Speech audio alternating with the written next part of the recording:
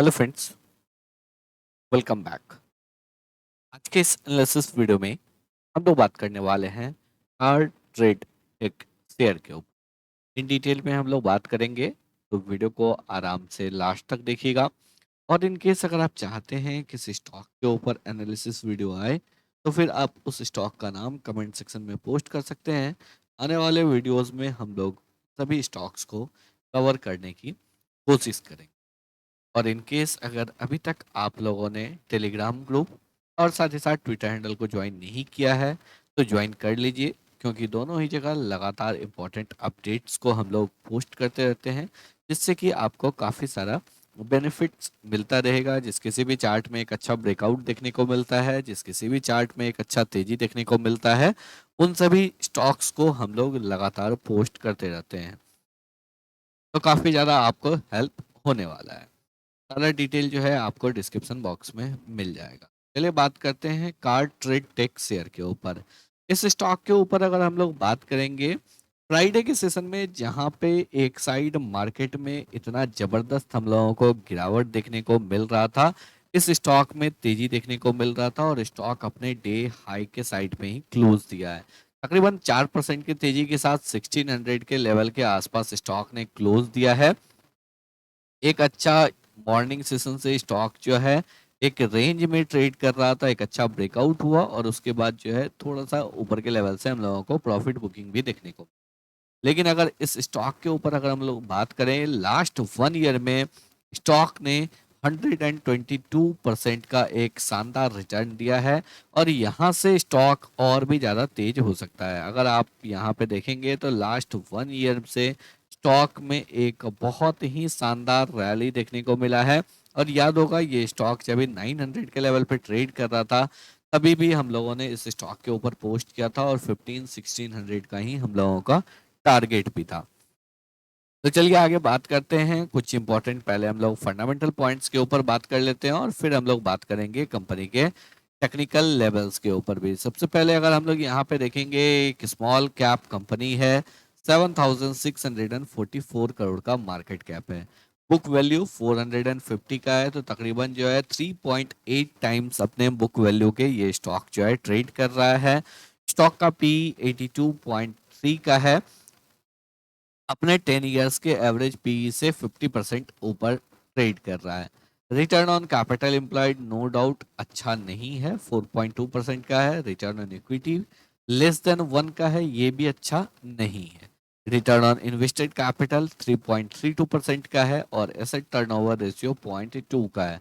तो अगर हम लोग इन चारों पैरामीटर को देखेंगे, तो क्लियरली जो है इन चारों पैरामीटर को देख के हम लोगों को यहाँ पे ये कंपनी एक अच्छा कंपनी देखने को नहीं लग रहा है, क्योंकि रिटर्न ऑन कैपिटल एम्प्लॉयड भी कम है, आरओई भी कम है, आरओआईसी भी कम है और एसेट टर्नओवर रेशियो भी कम है। अगर हम लोग यहाँ पे बात करेंगे, कंपनी जो है कार वाले, कार ट्रेड, श्रीराम ऑटोमॉल, बाइक वाले, इन सभी साइट्स के थ्रू जो है कंपनी आपको ऑपरेट करता है। लगातार कंपनी के यूजर बेस में हम लोगों को एक अच्छा तेजी देखने को मिला है और जितने भी इस टाइप के टेक्नोलॉजी रिलेटेड कंपनी है, उन सभी कंपनीज में हम लोगों को लास्ट 1 ईयर में एक अच्छा तेजी देखने को मिला है। जैसे कि अगर देखेंगे पॉलिसी बाजार, जोमेटो, इन सभी स्टॉक्स में एक अच्छा तेजी देखने को मिला है। चलिए आगे बात करते हैं क्वार्टरली रिजल्ट के ऊपर। अगर बात करेंगे तो सेकंड क्वार्टर में जो है कंपनी ने अपना सबसे बेस्ट क्वार्टरली रिजल्ट पोस्ट किया, 154 करोड़ का रेवेन्यू कंपनी ने पोस्ट किया। यहाँ पे देखेंगे 120 करोड़ का रेवेन्यू पोस्ट किया था, तो यहाँ पे जो है एक 34 करोड़ का जंप हम लोगों को रेवेन्यू में देखने को मिला। यहाँ पे ऑपरेटिंग प्रॉफिट मार्जिन में भी तकरीबन 3% का एक्सपेंशन देखने को मिला, ईयर ऑन ईयर बेसिस पे, क्वार्टर ऑन क्वार्टर बेसिस पे 6% का एक्सपेंशन।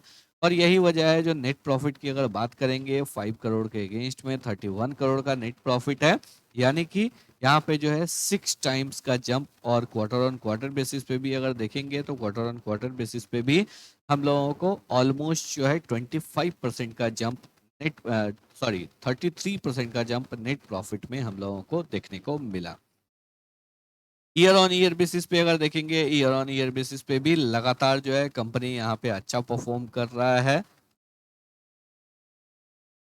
कंपनी का सेल्स लगातार इम्प्रूव हो रहा है, टीटीएम बेसिस पे बहुत ही अच्छा कंपनी परफॉर्म करता हुआ दिख रहा है।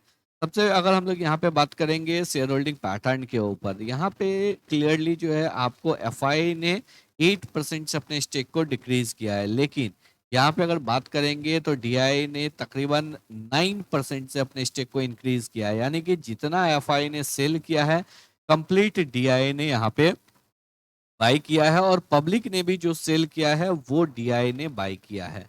तो एफआई और डीआई का एक अच्छा बाइंग यहाँ पे देखने को मिल रहा है, पब्लिक का शेयर होल्डिंग डिक्रीज हो रहा है और कंपनी का क्वार्टरली रिजल्ट भी इम्प्रूव हो रहा है, यानी कि आने वाले समय में कंपनी बहुत अच्छा परफॉर्म कर सकता है। चलिए बात करते हैं टेक्निकली। टेक्निकली अगर हम लोग यहाँ पे देखेंगे, जितने भी रिटेलर्स एग्जिट कर रहे हैं वो इस वजह से एग्जिट कर रहे हैं, वो इन सभी लेवल्स पे बाई करके वेट कर रहे होंगे। काफी टाइम से उनको निगेटिव दिख रहा था, और जैसे ही अब यहाँ पे पॉजिटिव आना स्टार्ट हुआ वो यहाँ पे निकलना एग्जिट कर चुके हैं।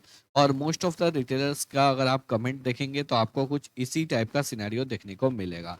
अभी अगर इस स्टॉक में देखेंगे तो क्लियरली हम लोगों को क्या दिख रहा है, हम लोगों को यहाँ पे एक राउंडिंग बॉटम पैटर्न का फॉर्मेशन दिख रहा है। इनफैक्ट राउंडिंग बॉटम पैटर्न का ब्रेकआउट वीकली बेसिस पे देखने को मिल रहा है।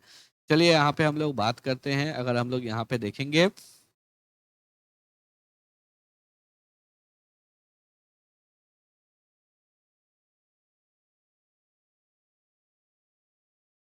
क्लियरली, यहाँ पे अगर हम लोग देखेंगे तो हम लोगों को एक राउंडिंग बॉटम पैटर्न का ब्रेकआउट देखने को मिल रहा है। और हम लोगों को पता है अगर कभी भी राउंडिंग बॉटम पैटर्न का ब्रेकआउट होता है तो टारगेट क्या होता है, टारगेट होता है राउंडिंग बॉटम पैटर्न का डेप्थ। अब अगर हम लोग यहाँ पे डेप्थ की बात करेंगे तो ये जो डेप्थ है, ये डेप्थ है तकरीबन आपको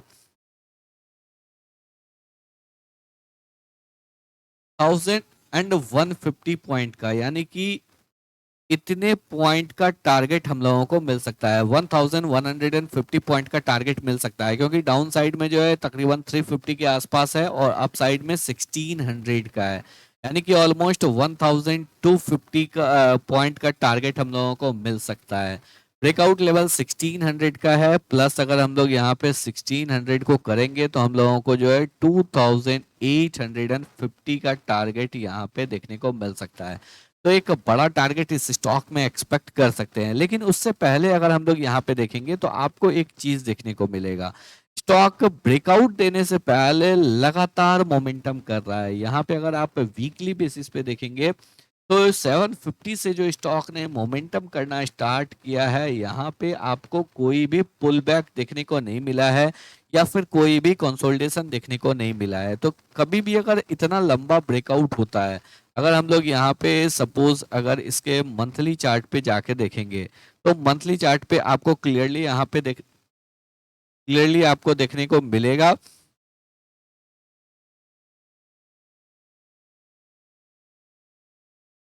यहाँ पे अगर आप देखेंगे तो प्रीवियस 4 मंथ से कंटिन्यूअस रैली करता हुआ दिख रहा है, यानी कि 750 760 के लेवल से लगातार मोमेंटम हो रहा है। कहीं पे भी आपको कोई भी या तो पुल बैक नहीं हुआ है या फिर कोई कंसोलिडेशन नहीं हुआ है। तो कभी भी ऐसा अगर सिनेरियो होता है तो ब्रेकआउट के बाद आपको वेट करना चाहिए, या तो स्टॉक यहाँ पे पुल बैक लेगा या फिर आपको कंसोलिडेट कर सकता है।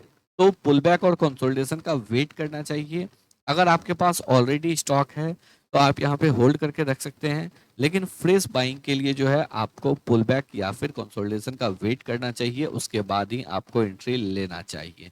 तो आई होप आप लोगों को सभी पॉइंट्स जो है बिल्कुल अच्छे से क्लियर हो गए होंगे। तो अगर आप लोगों को वीडियो पसंद आया हो, एनालिसिस अच्छा लगा हो, वीडियो को लाइक करके चैनल को सब्सक्राइब जरूर